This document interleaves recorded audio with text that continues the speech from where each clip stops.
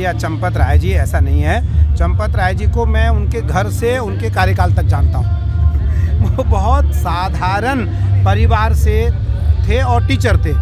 नजीबाबाद के पास रहने वाले हैं, वहाँ उनका घर है और निसंदेह उन्होंने इस्तीफा दे दिया है।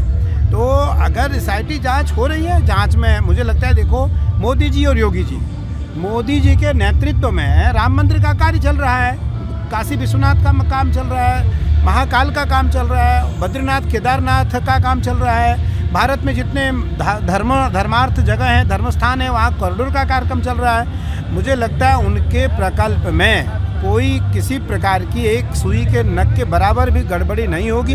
यदि होगी तो कोई बख्शा नहीं जाएगा। योगी आदित्यनाथ जी, क्योंकि उत्तर प्रदेश के यशस्वी मुख्यमंत्री हैं और उनको आप जानते हैं, चटाई पे सोते हैं और चटाई पे सो करके वो कुछ पल के लिए विश्राम करते हैं, पुनः काम करते हैं। क्योंकि मेरा और उनका बहुत अच्छा आंतरिक स्नेह है और बहुत ही करीब से मैं उनको भी जानता हूँ, वो मुझे भी जानते हैं। तो इसलिए योगी जी के एसआईटी के द्वारा जो जांच हो रही है, उस जांच में दूध का दूध और पानी का पानी होगा। क्षीर और नीर को अलग करके आपके सामने रखा जाएगा और आपके माध्यम से पूरी दुनिया को उसका संदेश प्राप्त होगा। उत्तराखंड, क्योंकि अर्धकुंभ हम इसको नहीं कह सकते हैं, ये बहुत सालों बाद मैं आपके द्वारा, आपके माध्यम से इस बात का स्पष्टीकरण करना चाह रहा हूँ कि ये कुंभ कई 100 वर्षों बाद हरिद्वार में ये कुंभ होने जा रहा है। इसलिए कि इस समय जो कुंभ हरिद्वार में होता था, उस समय उज्जैन में महाकुंभ होता था।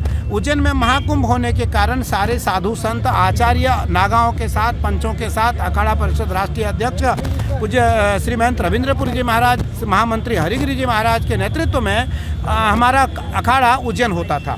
लेकिन इस बार ऐसा संयोग आया है कई 100 वर्षों बाद। मैं इसका अभी पटाक्षेप करने वाला हूँ, मैं इस पर बोलने वाला हूँ, लेकिन आज आपने पूछा तो मैं आपको बता देना चाह रहा हूँ कि ये कुंभ, ये बहुत ही ऐतिहासिक कुंभ इसलिए होगा कि हरिद्वार में पहली बार, हम सबों के काल में नहीं, हमारे कई पीढ़ियों के काल के बाद हरिद्वार में ये कुंभ लगने जा रहा है। और ये दिव्य, भव्य और विशाल कुंभ इसलिए होगा क्योंकि हरिद्वार का कुंभ, सबसे पहला कुंभ हरिद्वार का है, उसके बाद तीर्थराज प्रयाग का है, फिर नासिक का है और फिर उज्जैन का है, फिर नासिक का है। तो हरिद्वार का सबसे पहला कुंभ है और ये कुंभ कई 10 सदियों बाद यह कुंभ इसलिए भव्य और दिव्य होगा क्योंकि इस समय हरिद्वार का जो कुंभ होने जा रहा है, इसके 1.5 साल बाद, लगभग 1 साल 4 महीने बाद उज्जैन का महाकुंभ होगा।